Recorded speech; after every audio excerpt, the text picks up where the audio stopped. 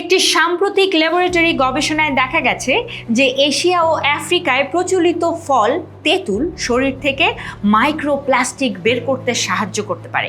Microplastic হলো খুব ছোট প্লাস্টিকের কণা, যা এখন মানুষের রক্ত, অঙ্গ প্রত্যঙ্গ, এমনকি মস্তিষ্কেও পাওয়া যাচ্ছে। কি শুনতে ভয়ঙ্কর মনে হচ্ছে? এবং এগুলো স্বাভাবিকভাবে শরীর থেকে বের করা কঠিন।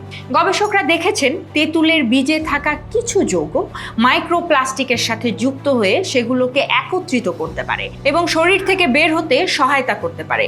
নিয়ন্ত্রিত পরীক্ষায় যারা তেঁতুলের নির্যাস গ্রহণ করেছিলেন তাদের বর্জ্যে তুলনামূলকভাবে বেশি মাইক্রোপ্লাস্টিক পাওয়া গেছে। এই গবেষণাটি টেক্সাসের টার্লেটন স্টেট ইউনিভার্সিটির গবেষকরা করেছেন, যারা উদ্ভিদ ভিত্তিক উপাদান নিয়ে শরীর থেকে মাইক্রোপ্লাস্টিক অপসারণের উপায় নিয়ে কাজ করছেন। তথ্যটি জেনে উপকৃত হলে কমেন্ট বক্সে জানাতে একদমই ভুলবেন না। সেই সাথে বসুন্ধরায় একদমই ঘরোয়া পরিবেশে তৈরি খাবার পেতে এক্ষুনি অর্ডার করতে পারেন হ্যালো শেফ থেকে।